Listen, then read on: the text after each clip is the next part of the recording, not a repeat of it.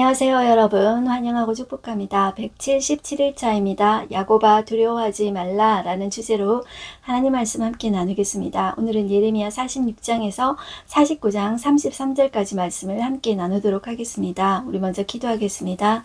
하나님 아버지 감사합니다. 오늘도 저희를 진리의 말씀 앞에 불러주시니 감사합니다. 하나님 아버지, 이 남쪽 유다는 이 두 강대국 사이에 끼어서 고래등 사이에 낀 새우처럼 이러지도 못하고 저러지도 못하는 가운데 있습니다. 그러나 세상의 강대국이 아무리 강할지라도, 아무리 큰 무기와 그리고 하나님 권력을 가지고 그리고 엄청난 경제력을 자랑한다 할지라도 하나님의 나라는 그것으로 자랑하는 것이 아니라 세상의 주관자 되신 하나님이 계시면 됩니다.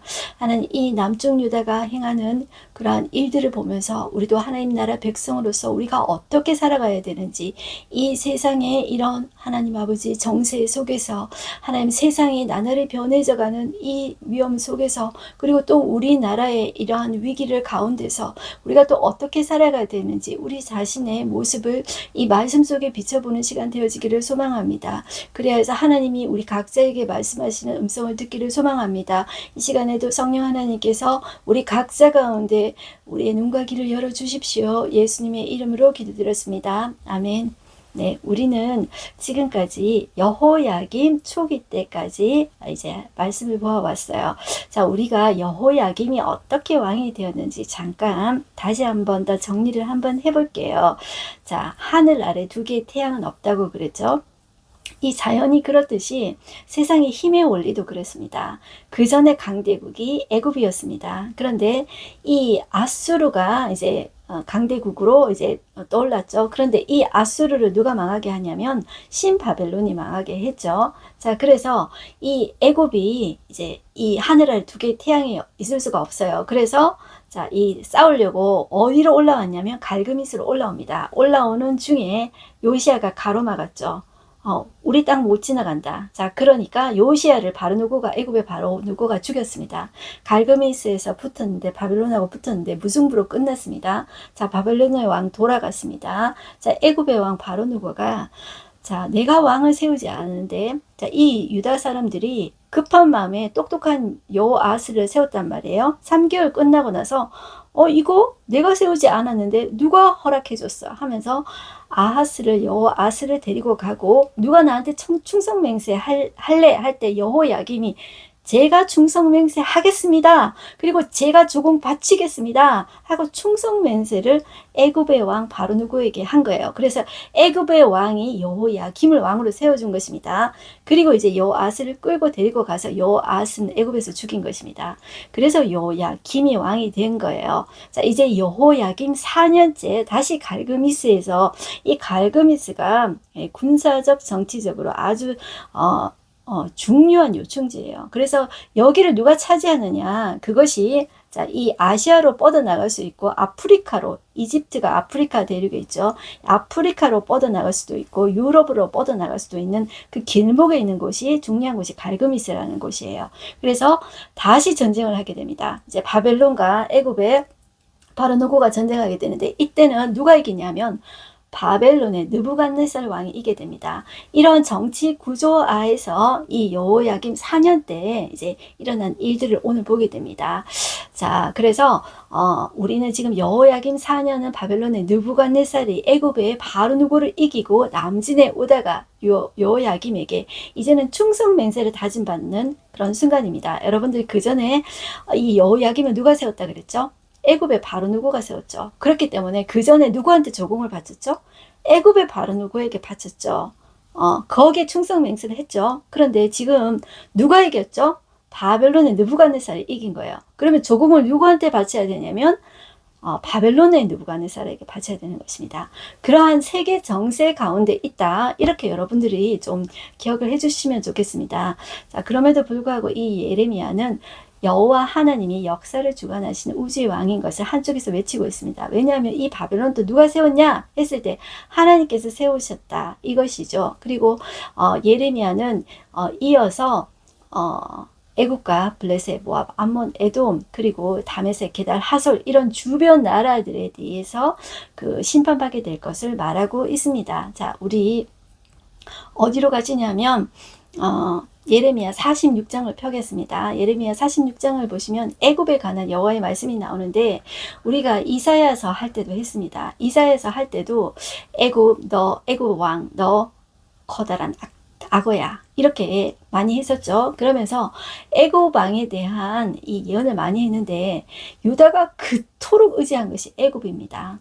그래서 제일 먼저 의지한 것이 가장 먼저 의지했던 애굽입니다. 그러니까 하나님께서 이 하나님의 백성이 의지하던 것을 끊어버리십니다. 자, 그러면서 누구를 바라보라는 것이죠?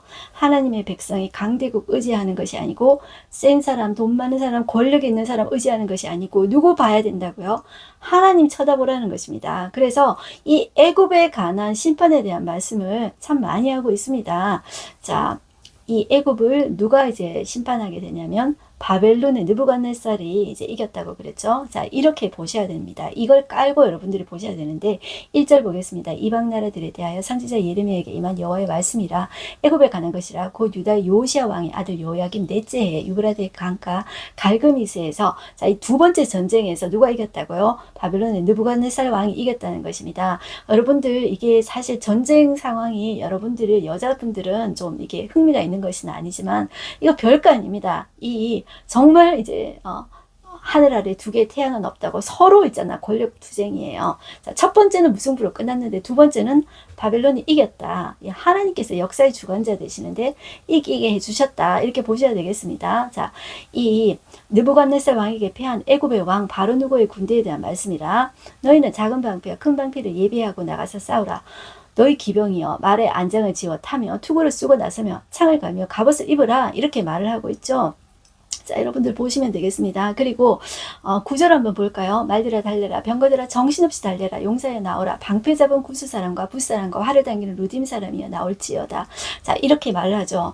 자, 이 사람들은 방패 잡은 구스사람, 붓사람, 그리고 활을 잘 당기는 루딤 사람은 이 이집트에서 용병으로 산 사람입니다. 그래서 돈 주고 샀는 거죠. 그래서 이제 이길 줄로 이 애굽은 생각하고 있었던 거죠. 감히 이 바벨론이 승리하리라고는 생각도 못한 것이죠. 근데 누가 이겼다고요? 바벨론이 이겼다는 것이죠. 10절 보시면 그날은 주 만군의 여호와께서 그의 대적에게 원수 갚는 보복이리라 칼에 배부르게 삼키며 그들의 피를 넘치도록 마시리니 주 만군의 여호와께서 북쪽 유브라데 강가에서 희생제물을 받을 것임이라. 자, 이 북쪽 유브라데 강가는 무엇을 이야기하냐면 갈그미스 이곳을 이야기하는 것입니다. 11절 처녀딸 애굽이여 길랏으로 올라가서 유황을 취하라. 내가 치료를 많이 받아도 효력이 없어 낫지 못하리라. 자, 이 말은 무슨 말이냐면 길랏에 가서 너희가 치료를 받으려고 너희 치료해도 낫지 못한다. 너희는 이제 망했다. 이제 이렇게 이야기를 하는 것입니다. 느부갓네살이 애굽을 치는 내용에 대해서 이제 나오게 됩니다. 이 실제로 이 느부갓네살이 이 애굽을 세 차례 침공해서 애굽이 초토화되게 됩니다. 자, 그것을 이제 보겠는데요. 자, 이 너희는 애굽에 선포하며 믹돌과 눕과 다바네스에 선포하여 말하기를 너희는 굳건히 서서 준비하라. 내 사방이 칼에 삼키었느니라 하고 14절에 말씀하고 있는데요. 여러분들 이 도시 이름이 나오면 우리가 살고 있는 도시가 아니기 때문에 좀 너무 생소하죠. 그래서 제가 최소한 우리가 알 수 있도록 조금 설명하고 나머지는 우리가 그냥 다 모르기 때문에 그냥 넘어가도록 하겠습니다. 여기에 믹돌 높 다바네스라는 곳은 어떤 곳이냐면 애굽의 중심 도시인데요.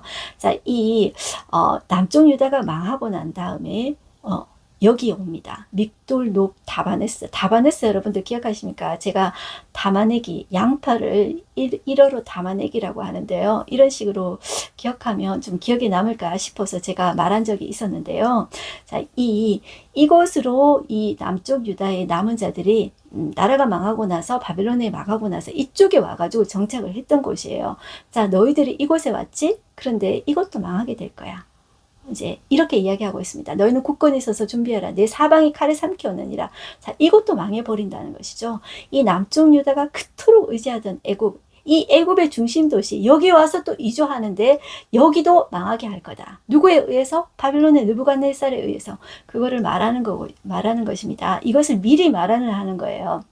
17절 그들이 그곳에서 부르짖기를 애굽의 바로왕이 망하였도다 그가 기회를 놓쳤도다 이렇게 이야기하고 있습니다. 그리고 18절 만군의 여호와라 이거는 왕이 이르시되 나의 삶으로 맹세하노니 그가 과연 산들 중에 다볼같이 해변의 갈멜같이 오리라. 자, 이 말이 조금 어렵죠. 잠깐 설명을 하면 제가 여러분들 드보라 선지자 싸울 때 사사기 할 때 다 보인다 다볼산 했던 거 기억나십니까?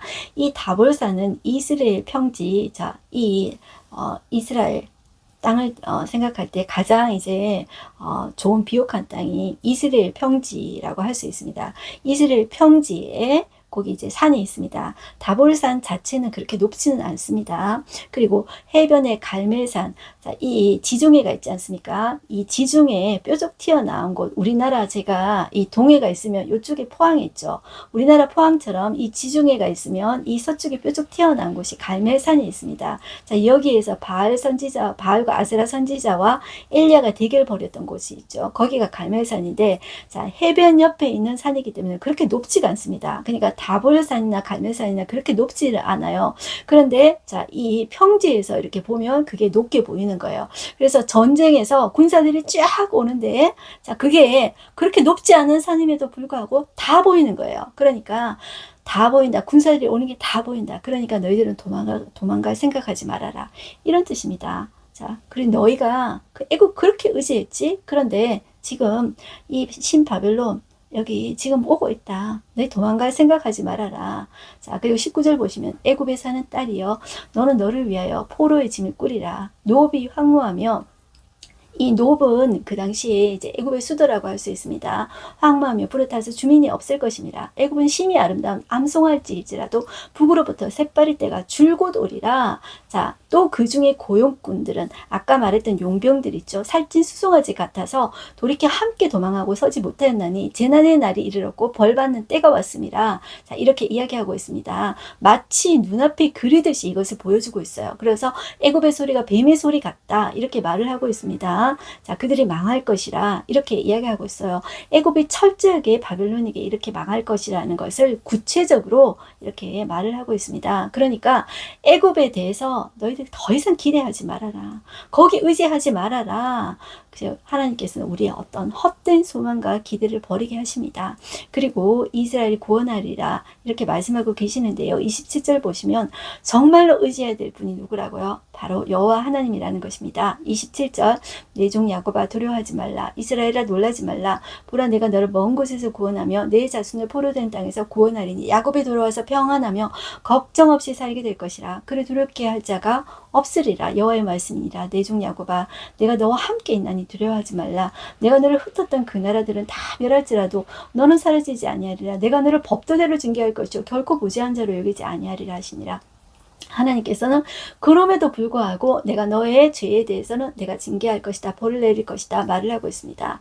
47장에 오시면 블레셋 사람을 유린하시는 날이 있는데 자, 이 블레셋은 이 유다를 이스라엘을 가장 괴롭히던 나라였습니다. 이 애굽은 이 이스라엘이 가장 의지하던 나라였다면 이 블레셋은 가장 괴롭혔던 나라가 바로 블레셋이 되겠습니다. 이 블레셋은 제가 그 사사기 할 때도 그 사무엘상하 할 때도 했는데 제일 괴롭혔던 도시죠. 자, 이 블레셋은 5개의 도시로 이루어진 나라입니다. 이 블레셋은 원민족이 원래 이제 살고 있었던 원주민도 있었지만 어디서 왔냐면 그레뎀. 제가 이제 다른 말로 갑돌이라고 하는데 이 사람들이 이 그리스 옆에 있던 사람들의 유럽 문명의 시초가 된 사람입니다. 이 그레데 사람들이 그 당시에 애굽으로 밀려와 가지고 어디로 왔냐면 애굽 쪽으로 왔다가 북진에서 어디로 왔냐 하면 이 팔레스타인 쪽으로 정착하게 된 것입니다. 이 블레셋이라는 이름에서 이제 팔레스타인이 유래하게 되었다고 제가 말씀드렸었는데요. 하여튼 5개 도시로 이루어진 나라입니다. 5개 도시 여러분들 생각이 나시는지 모르겠어요. 제가 짧게 한번 해볼게요. 이제 가사가 가자입니다. 지금의 오늘날의 가자 지구 있죠. 가사, 아스글론, 아스도, 꺾어서 에그론, 가드 다 모르셔도 되는데 이 5개로 이루어진 이 도시입니다. 자, 그런데 이제 가장 괴롭혔던 이 나라를 하나님께서 이제 처리하시겠다 이 말을 하고 계시는 것입니다. 그래서 1절 보시면 바로가 가사를 치기 전에 애굽과 가장 가까운 도시가 바로 자, 이 가사입니다. 블레셋에서 치기 전에 블레셋 사람들에 대하여 선지자 예레미야에게 임한 여호와의 말씀이라 이렇게 이야기하고 있습니다. 자, 참으로 하나님은 세상 모든 나라의 이제 왕 되십니다. 하나님의 통치 아래 있다는 것을 우리가 기억하셔야 이제 되겠습니다. 너희들은 지금 애굽만 두려워하지만 이제 바로 누구가 올라오기 전에 하나님은 이 북방 바벨론에게 이 블레셋도 이제 그 망하게 하십니다. 그래서 바로가 가살 치기 전에 누가 이제 치냐 하면 바벨론에 이제 느부갓네살이 친다는 것이죠. 자, 2절 보시면 여호와께서 이와 같이 말씀하시되 보라 물이 북쪽에서 일어나 물결치는 시내를 이루어 그 땅과 그 중에 있는 모든 것과 그 성읍과 거기 사는 자들을 휩쓸리니 사람들이 부르짖으며 그 땅 모든 주민이 울부짖으라. 지금 누가 지금 몰려오고 있냐면 바벨론의 느부갓네살이 온다는 것이죠. 누가 지금 치기 전에 지금 애굽의 바로 누구가 치기 전에 자, 3절 군말 발굽 소리와 달리는 병거 바퀴가 진동하는 소리 때문에 아버지의 손맥이 풀려서 자기 자녀를 돌보지 못하리니 완전히 극한 상황까지 간 것이죠. 자, 이것도 엄청 구체적으로 설명하고 있어요. 그러니까 이런 것들이 사실이에요. 역사예요. 그렇기 때문에 여러분들 이 하나님의 말씀이 사실이라는 이 말씀 앞에 무릎 꿇어야 된다는 것입니다. 자, 이 4절 보시면 이는 블레셋 사람을 유린하며, 이 유린이라는 말이 파멸이라는 뜻입니다. 블레셋 사람을 유린하며 두루와 시돈에 남아있는 바 도와줄 자를 다 끊어버리는 날이 올 것입니다. 누가 할 것이냐 하면 하나님께서 할 것이라는 거예요. 여호와께서 갑돌섬에 남아있는 블레셋 사람을 유린하시리라. 자, 갑돌섬은 원래 블레셋 사람들이 거기에서 왔다 그랬죠. 갑돌 그레데 같은 뜻입니다. 원래 거기에서 왔는데 거기 사람들까지 내가 파멸시킬 거야 이렇게 이야기하고 있습니다. 그리고 블레셋의 도시 이름을 대고 있습니다. 자, 가사가 가자라고 그랬죠. 5절 보시면 가사는 대머리가 되고 아스글론과 그들에게 남아있는 평지가 잠잠하게 되었나니 내가 내 몸 뱉기를 어느 때까지 하겠느냐. 자, 여기에서 여러분들 잠깐 이 블레셋 사람들이 애곡과 슬픔을 표시하는 그들의 어떤 관습에 대해서 잠깐만 제가 이야기를 해보겠는데요. 그들의 애곡과 슬픔을 표시하는 게 어떤 거냐면 머리를 밀어요. 머리를 밀고 두 번째 침묵을 유지합니다. 그 다음에 자신의 몸을 이제 칼로 뱁니다. 자, 이런 것들이 이렇게 남아있는 거예요. 대머리가 된다는 것은 머리를 민다. 이제 침묵하는 거예요. 그리고 몸베기를 어느 때까지 하겠느냐. 이것이 슬픔과 애곡의 표시라는 것을 기억하시면 좋겠습니다. 네, 그래서 우리는 여기에서 권력을 하나님께서 주시는데 이제 남을 박해할 수 있는 권한을 하나님께서 주셔요. 이 지금 블레셋이 하나님으로부터 그런 권한을 사실 좀 받아가지고 이스라엘을 많이 박해했잖아요. 그런데 내 도를 넘어가지고 자꾸 이렇게 사람들을 이제 박해하고 그럴 때 그 권력 또한 하나님께서 망하게 하신다는 것이죠. 이 블레셋이 바로 그런 케이스라고 할 수 있겠습니다. 48장에 오시면 모압의 멸망에 대해서 하나님께서 엄청 자세하게 말을 많이 하고 있어요. 이 모압은 여러분들 아브라함의 롯의 자손 아닙니까? 이 아버지 롯과 첫째 딸과 낳은 후손이 바로 모압입니다. 자, 이 모압은 이스라엘을 괴롭혔다기보다도 그 모압의 멸망의 가장 큰 원인은 교만이라고 할 수 있습니다. 이 모압은 이 중개무역으로 인해서 부자가 되었고요. 자, 이제 침입이 별로 적었기 때문에 돈을 많이 모았어요. 보물이 많았어요. 돈이 많았어요. 그것 때문에 교만해졌다는 것이죠. 그것 때문에 하나님께서 망하게 하시는데 그 망하게 하면서도 하나님은 그 모압이 돌아오기를 원하시면서 모압을 향해서도 피리처럼 슬프게 운다고 이야기하고 있어요. 이것은 이사야서 할 때도 우리가 했기 때문에 여러분들이 좀 기억하셨으면 좋겠어요. 그래서 좀 길게 나왔어요. 그런데 제가 길게 할 수가 없고 조금 짧게 한번 볼게요. 여기 도시가 많이 나옵니다. 그런데 우리가 이거 다 기억 안 하셔도 될 것 같아요. 이 모압에 나오는 도시다 이렇게 보시면 되겠어요. 자, 그래서 죄책감 느끼지 말고 이제 모압에서 나오는 이 도시들을 그냥 이렇게 쭉 보시면 됩니다. 자, 이와 같이 말씀하실 때 오라 느보여 그가 유린당하였도다. 하나님께서 이제 유린 파멸시키신다 이렇게 이야기하고 있습니다. 그리고 수치를 당하게 하고 점령되고 또 미스갑이 수치를 당하여 파괴되었다 이렇게 이야기하고 있습니다. 그리고 이 도시들이 많이 나와요. 자, 뭐 만멘, 호로나임, 루잇 언덕 이렇게 쭉 많이 나와요. 자, 그런데 자, 이들이 망하는 그 이유를 여러 가지로 이야기하고 있는데요. 자, 7절을 한번 볼게요. 내가 내 업적과 보물을 의뢰함으로 너도 정복당할 것이요. 그모스는 그들이 섬기는 신들입니다. 이 고대의 전쟁은 신들의 전쟁이라고 그랬죠.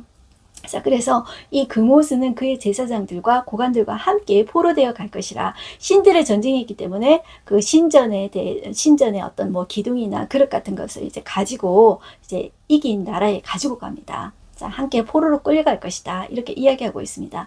모압의 자랑거리, 이제 그들의 어떤 교만한 거리를 하나님께서 제해버리시는데, 네 업적, 네 보물, 네 의뢰하지, 내가 가지고 갈 거야. 그리고 너의 신 그 고모스를 내가 벌할 거야. 이렇게 말을 하고 있습니다. 그 다음에 모압이 항폐하였다. 이런 이야기를 하고 있는데요. 이 모압은 또 유명한 것이 포도가 유명합니다. 그래서 포도주를 많이 만드는 거예요. 그리고 이제 건포도 이런 것도 많이 만드는데, 이것이 이사야서에도 나왔습니다. 그래서 이제 포도주를 만드는 것과 비유해 가지고 나오고 있는데, 11절에 보시면 모압은 젊은 시절부터 평안하고 포로로 되지 아니하였으므로 그냥 공격을 많이 받지 않았기 때문에 이제 부자인 거예요. 그러니까 물질을 축적할 수 있었다. 이렇게 생각하시면 되겠어요. 그래서 안정적인 생활을 할 수 있었다. 이렇게 보세요. 마치 술이 그 찢기 위에 있고, 자, 포도주를 많이 만들었다 그랬죠. 이 그릇에서 저 그릇으로 옮기지 않은 것 같아서, 자, 이 그릇에서 저 그릇으로 옮긴다는 것은 이 포도주 만들 때 숙성해야 될 때 이렇게 이제 옮기면은 이제 좋은 포도주를 못 만들죠. 이것은 이제 옮긴다는 말은 또 이주를 하지 않았다. 이런 말로도 볼 수가 있습니다.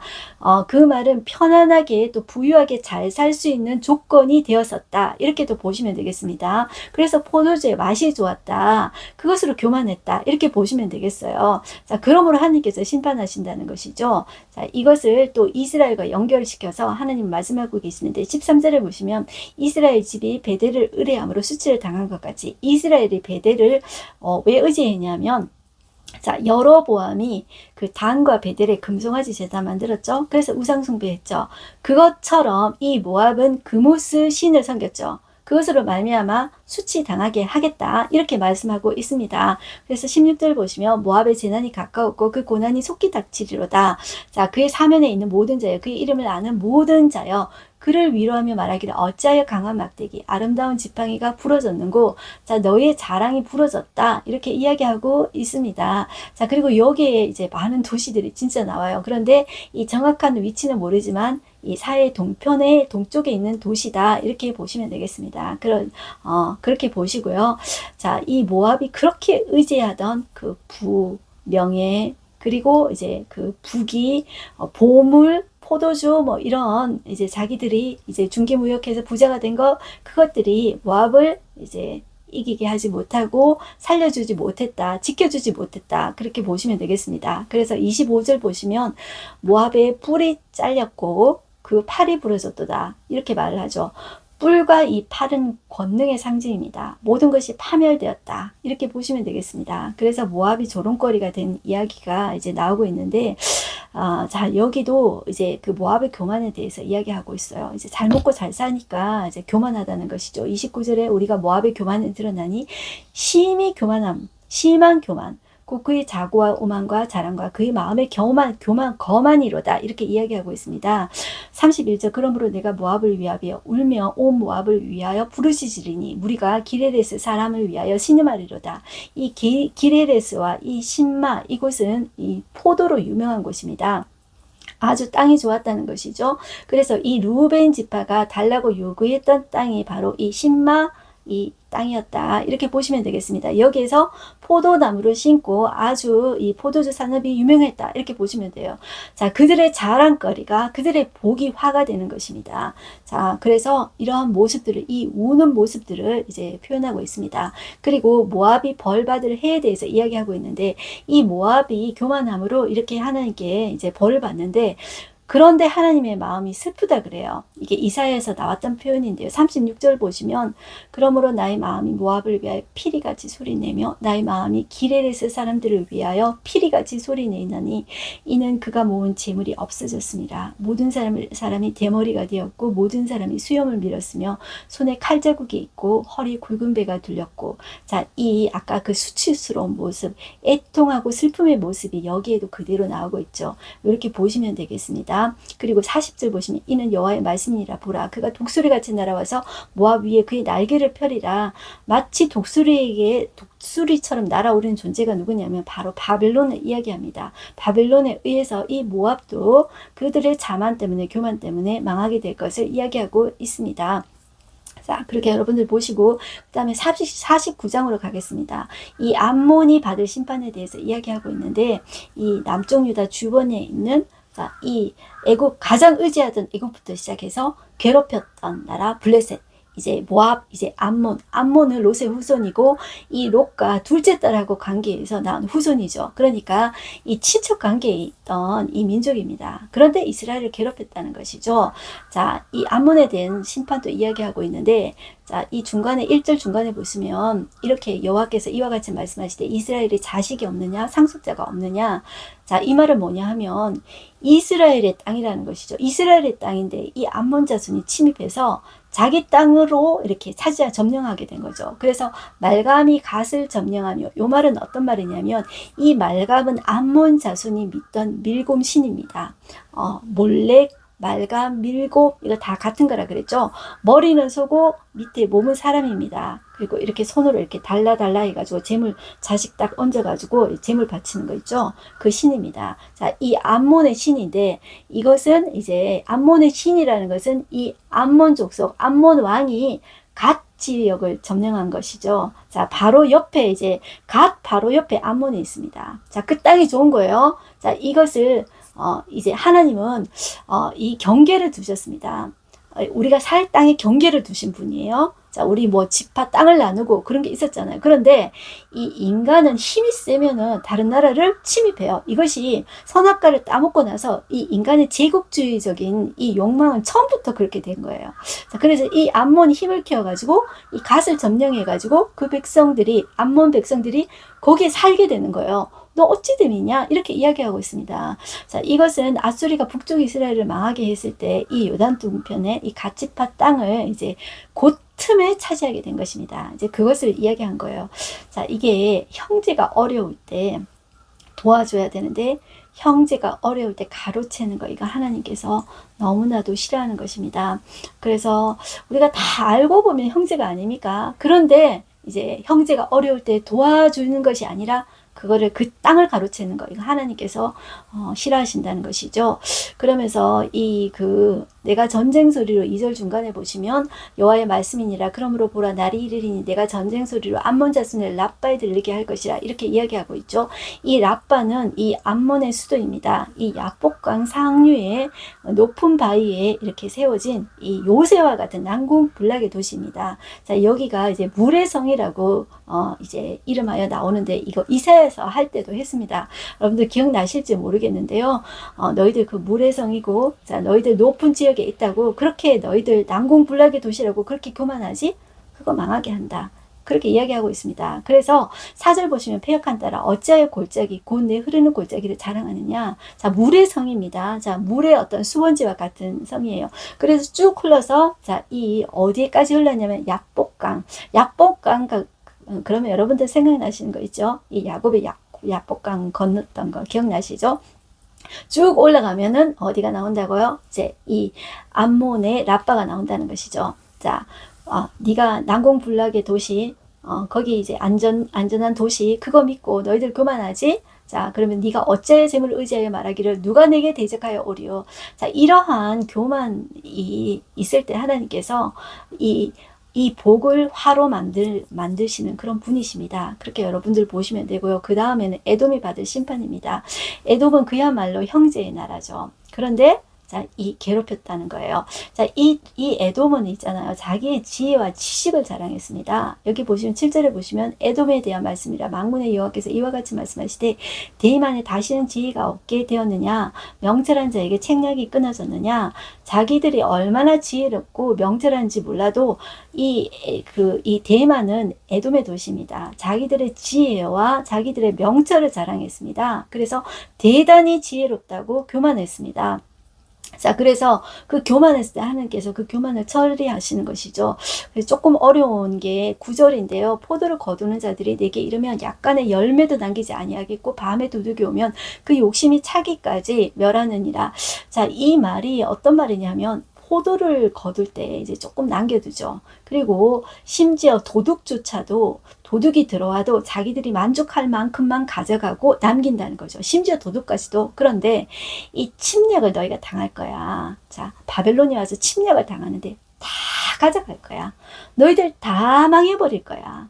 이 역사상에 너희들 나라를 없애버릴 거야. 하나님께서 그렇게 이야기하십니다. 자, 그래서 여러분들 그가 10절 끝에 보시면 그 자손과 형제와 이웃이 멸망하였은지 그가 없어졌느니라. 네 고아들을 버려도 내가 그들을 살리리라. 네가 고아와 과부들을 버릴 거지. 그런데 네가 버린 고아와 과부들을 내가 살릴 거야. 자, 그 과부들이 나를 의지할 거야. 이렇게 말씀하고 계십니다.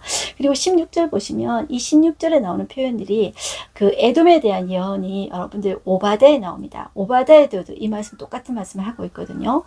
여러분들 그 시간 되시면 오바다를 한번 찾아보십시오. 오바다는 딱 한 장입니다. 그래서 쉽게 찾아볼 수가 있는데요. 자, 16절 보시면 바위 틈에 살며 산꼭대기를 점령한 자야 스스로 두려운 자인 줄로 여긴과 네 마음의 교만이 너를 속였도다. 네가 독수리같이 보금자리를 높은 데 지었을지라도 내가 그리로부터 너를 끌어내리리라. 이는 여호와의 말씀이니라. 네가 안전하다고 생각하지 네가 독수리같이 높은 곳에 있다고 생각하지 내가 네 보금자리를 높은 곳에 지었을지라도 내가 낮추리라. 끌어내리리라. 이렇게 말을 하고 있습니다. 자, 그리고 17절 에돔이 공포의 대상이 되리니 그리로 지나는 마다 놀라며 자마다 놀라며 그 모든 재앙으로 말미암아 탄식하리로다. 이 에돔 사람들은 그 또 지나가는 사람들을 이제 그 약탈해 가지고 겁을 주고 두렵게 하던 사람들입니다. 그런데 이제는 너희들이 이제 앞으로 이제 당할 거야. 이제 그거를 하나님께서 예언해 주고 계십니다. 자, 21절 보시면 그들이 넘어지는 소리에, 자, 이 에돔이 넘어지는 소리에 땅이 진동하며 그가 부르짖는 소리는 홍해에 들리리라. 이 말은 어떤 말이냐면 에돔이 망한다는 소식이 저 멀리 홍해를 건너서 이집트까지 들린다. 자, 이런 이야기가 되겠습니다. 그래서 이제 우리가 다 몰라도 자, 다 망한다. 이 주변 국가 망한다. 이렇게 생각해 보시면 되겠습니다. 그 다음에 다메섹이 받을 심판인데요. 이 다메섹은 여러분들 아람의 지금 시리아의 수도가 되는 곳입니다. 이곳은 풍요의 도시입니다. 풍요로우니까 노래가 흘러나옵니다. 지금으로 말하자면 노래방이 많았다. 이렇게 보시면 되겠습니다. 그런데 이 표현을 찬송의 도시라. 이제 이렇게 표현하고 있습니다. 여기 성경에는 자 23절 보시면 다메섹에 대한 말씀이라 하맛과 아르밧이 수치를 당하리니 이는 흉한 소문을 듣고 낙담함이라. 자 25절 보시면 어찌하여 찬송의 성읍 나의 즐거운 성읍이 버린 것이 되었느냐. 자 이들을 향해서도 하나님은 나의 즐거운 성읍 이렇게 이야기하고 있죠. 이방이어도 하나님의 마음은 이들이 나의 성읍이라고 말씀하고 있습니다. 모압도 마찬가지예요. 하나님의 아픔이 그대로 고스란히 이제 있는 것이죠. 자, 26절 보시면 이는 만군의 여호와의 말씀이라. 그런즉 그날에 그의 장정들은 그 거리 엎드러지겠고 모든 문사는 멸절될 것이며 내가 다메섹의 성벽에 부르짖으리니 베나닷의 궁전이 불타리라. 이야기하고 있습니다. 베나닷은 아람의 왕을 베나닷이라고 하죠. 궁전을 불타버리겠어. 내가 이렇게 심판하는데 너희들이 정말 그 교만을 꺾고 내게로 돌아왔으면 좋겠다. 이것이 하나님의 마음입니다. 우리는 하나님 불쌍하고 그렇게 울 것 같고 나의 성업 뭐 즐거운 성업 이렇게 하면 심판하지 말아야지. 이거는 우리 생각입니다. 근데 하나님은 정의의 하나님, 공의의 하나님이십니다. 죄악에 대해서 하나님의 때에 반드시 이제 심판하시는 분이십니다. 자, 이들이 왜 심판받는지 아모스에서도 보면 이것이 나옵니다. 이들은 이 길르앗을 압박하고 압제하고 했다는 표현들이 이제 이 아모스에서 또 나오고 있습니다. 그 다음에 나오는 이제 나라들이 게달과 하솔이 받을 심판인데요. 자, 이것은 이 나라들은 이스마엘의 나라입니다. 지난번에 제가 한번 했었죠.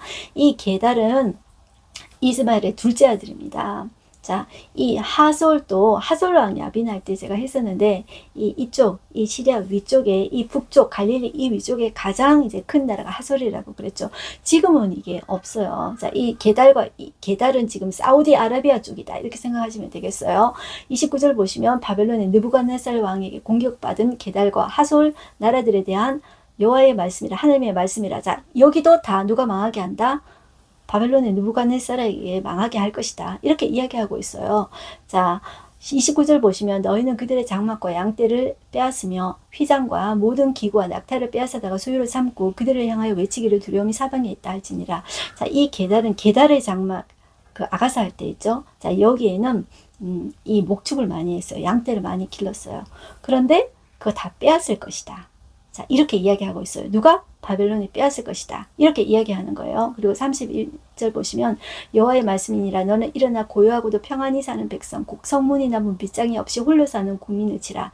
자, 이 하솔은 여러분들 어느 땅이냐면 이 여러분들 이 사사기 할 때 이 단 지파가 자기가 블레셋에서 너무 공격받으니까 싫어가지고 저 위쪽에 갔죠. 그죠? 라이스 땅, 자, 평안하고 살기 좋은 땅이 갔죠. 그 라이스 땅 있죠.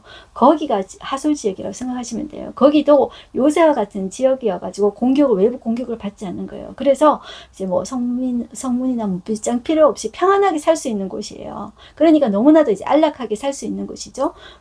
자, 그런데 거기도 바벨론이 공격한다는 것이죠.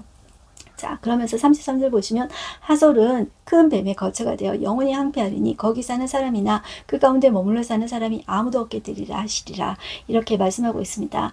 자, 역사의 주관자는 하나님이시다. 그러니 하나님의 백성이 누구를 의지해야 되겠습니까? 자, 그 전에 의지하던 강대국, 애국 의지하는 것이 아니고 나를 괴롭혔던 그런 사람도 두려워해서 의지할 것이 못되고 오직 하나님의 백성 하나님을 두려워해야 되겠습니다. 오늘 하루 한 절 말씀 보겠습니다. 내 종 야곱아 두려워하지 말라. 이스라엘아 놀라지 말라. 보라 내가 너를 먼 곳에서 구원하며 내 자손을 포로된 땅에서 구원하리니 야곱이 돌아와서 평안하며 걱정 없이 살게 될 것이라. 그를 두렵게 할 자가 없으리라. 자, 이렇게 말을 하고 있습니다.